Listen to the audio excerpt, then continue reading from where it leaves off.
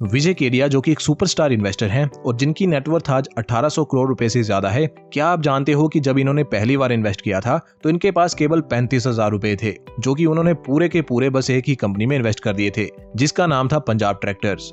सन 1988 में उन्होंने अपनी पहली इन्वेस्टमेंट करी थी इस कंपनी में। अगले कुछ सालों में ये स्टॉक 5 से 7 गुना हो गया था और ये विजय केडिया की पहली इन्वेस्टमेंट सक्सेस थी।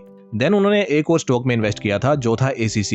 उन्होंने इस शेयर को 300 के प्राइस पर खरीदा और 3000 पर बेच दिया, जिसके बाद विजय केडिया ने अपना पहला घर खरीदा मुंबई में। इसी तरह के कई सारे मल्टीबैगर स्टॉक्स उन्होंने अपने लाइफ टाइम में ढूंढे हैं। इनफैक्ट उनके पोर्टफोलियो में कुछ ऐसे स्टॉक्स हैं जो पिछले कुछ डिकेड्स में 100 गुना से ज्यादा ग्रो हुए हैं। दोस्तों, विजय केडिया का ये एग्जांपल मैं आपके साथ इसलिए शेयर कर रहा हूँ ताकि आपके मन से ये डाउट निकल जाए कि कई गुना के रिटर्न्स देने वाले स्टॉक्स ढूंढना एक तुक्का है। बिकॉज अगर ऐसा होता तो शायद विजय केडिया का 1 या 2 बार तुक्का लग जाता, लेकिन उनका कई बार सही होना ये दर्शाता है कि एक लक बाई चांस नहीं है बल्कि कुछ और है। मल्टीबैगर स्टॉक्स की कुछ क्वालिटीज होती हैं जिनको अगर आप फाइंड कर पाने में सक्सेसफुल हो जाते हो तो आप भी करोड़ों की कैपिटल बना सकते हो स्टॉक्स की मदद से।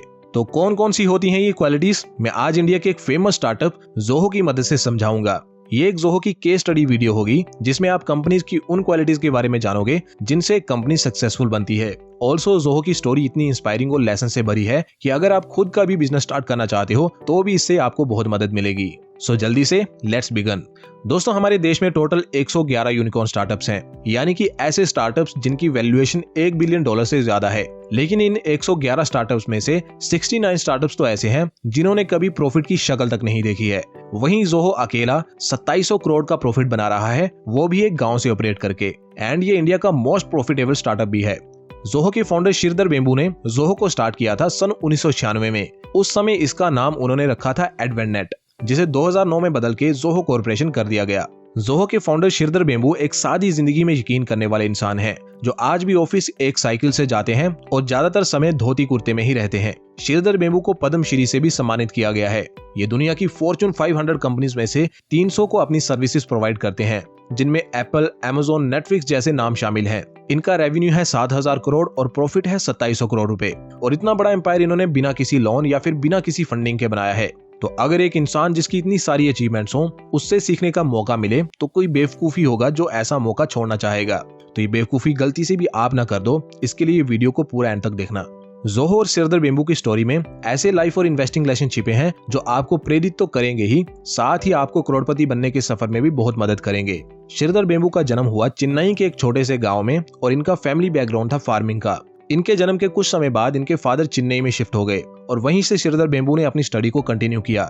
श्रीधर पढ़ने में शुरू से ही होशियार थे, इसलिए उन्होंने JEE का एग्जाम क्रैक कर लिया और IIT मद्रास में इनको एडमिशन मिल गई। लेकिन जल्दी ही इनको पढ़ाई से बोरियत आने लगी। ही केम टू नो कि ये उनका पैशन नहीं है। शुरू में ये लाइब्रेरी में बैठ के किताबें पढ़ा करते थे, लेकिन इनको किताबों में भी उतना इंटरेस्ट नहीं आने लगा।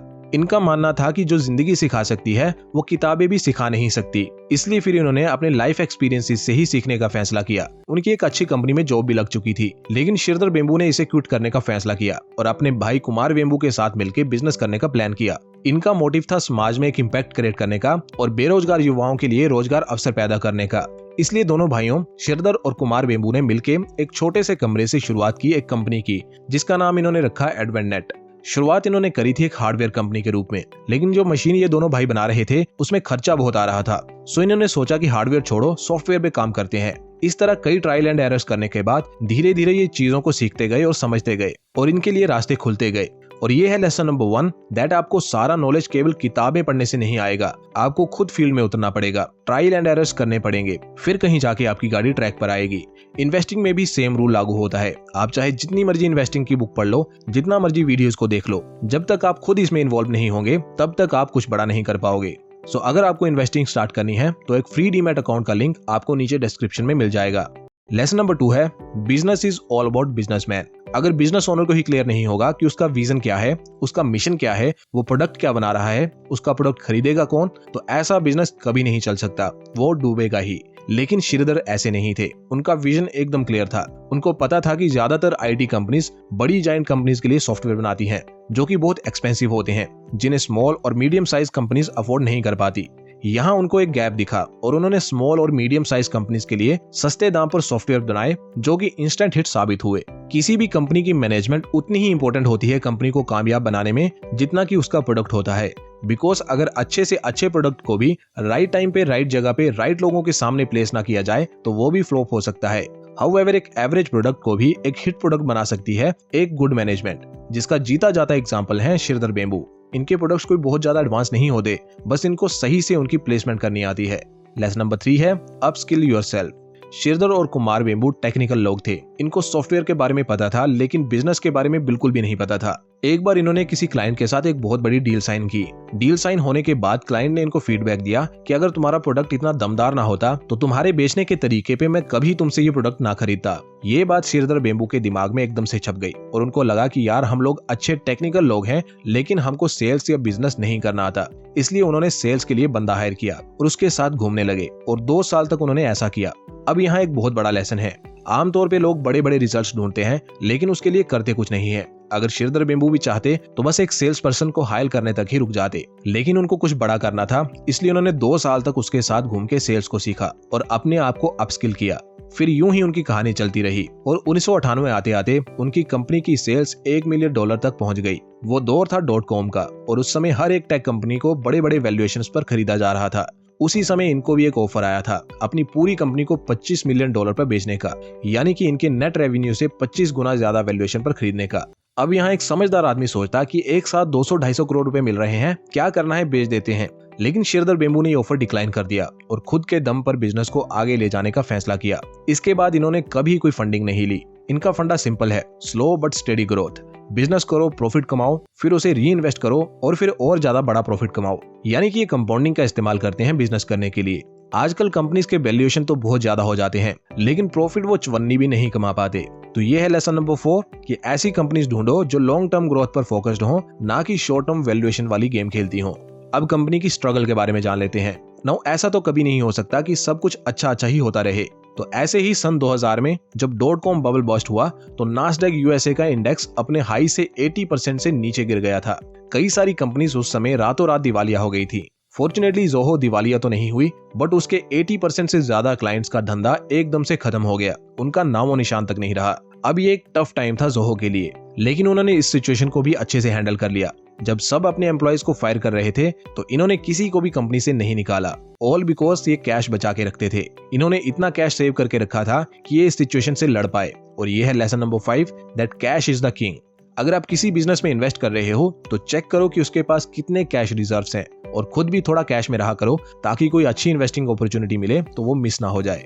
श्रीधर बेम्बू का बिजनेस करने का यही तरीका है। कंपनी प्रॉफिटेबल होनी चाहिए, कैश खूब सारा होना चाहिए, बैलेंस शीट स्ट्रॉन्ग रहनी चाहिए और डेट 0 होना चाहिए। इन प्रिंसिपल्स के साथ अगर कोई बिजनेस करे या फिर इस तरह के प्रिंसिपल्स फॉलो करने वाले बिजनेसेस में कोई इन्वेस्ट करे तो समझो उसकी सक्सेस पक्की है। जोहो की एक और बहुत अच्छी स्ट्रेटेजी है कि इनके प्रोडक्ट्स बहुत सारे हैं। ऑन एन एवरेज इनकी टीम हर साल 3 नए प्रोडक्ट्स लॉन्च कर देती है, तो जितने ज्यादा प्रोडक्ट्स होंगे उतनी ही ज्यादा सेल्स होगी। और ऐसा भी नहीं है कि इनके प्रोडक्ट्स बहुत ज्यादा टेक्नोलॉजी में एडवांस होते हों, बस ये ऐसे प्रोडक्ट्स बनाते हैं जो इकोसिस्टम को सपोर्ट करते हों। यानी कि अगर आप इनका एक प्रोडक्ट यूज करते हो तो ये दूसरा प्रोडक्ट भी ऐसा बनाएंगे जिसकी आपको जरूरत होगी और आप मजबूरन उसे खरीद लोगे। आज इनके 55 से ज्यादा प्रोडक्ट्स हैं, 8 करोड़ से ज्यादा यूजर्स हैं और 150 से ज्यादा कंट्रीज में ये ऑपरेट करते हैं। दोस्तों ये है लेसन नंबर 6 दैट ऐसी कंपनीज ढूंढने की कोशिश करो जो कि न्यू प्रोडक्ट लॉन्च पर फोकस करती हों, बिकॉज ऐसी कंपनीज का ग्रोथ पोटेंशियल बहुत हाई होता है और ये मार्केट के साथ कोप अप कर पाती हैं। 2005 में इन्होंने जोहो स्कूल को भी एस्टेब्लिश किया था जहां ये लोगों को फ्री में ट्रेन करते हैं। इनफैक्ट ये सीखने के लिए उनको पैसे भी देते हैं। अब तक 1400 से ज्यादा स्टूडेंट्स जोहो स्कूल से ग्रेजुएट हो चुके हैं। दोस्तों जोहो और श्रीधर बेम्बू के बारे में बहुत कुछ है बताने को। इनफैक्ट मुझे खुद भी बहुत मजा आ रहा है इनके बारे में बात करके, लेकिन वीडियो बहुत लंबी हो जाएगी इसलिए यहाँ हमें स्टॉप करना पड़ेगा। अगर मैं इनकी स्टोरी को कुछ शब्दों में समराइज करना चाहूँ तो वो ये होगा कि अगर आप अपने बिजनेस या अपने काम में कंसिस्टेंट रहें, आपने क्या शुरू किया और क्यों शुरू किया इसमें विश्वास रखें और आपका एक क्लियर विजन हो थ्रू आउट द जर्नी और आप कॉन्फिडेंट रहें तो आप डेफिनेटली एक दिन एक सितारे की तरह शाइन करेंगे, क्योंकि सच्चे इरादे और एक्सीलेंट एग्जीक्यूशन वाला कोई भी एफर्ट कभी वेस्ट नहीं जाता।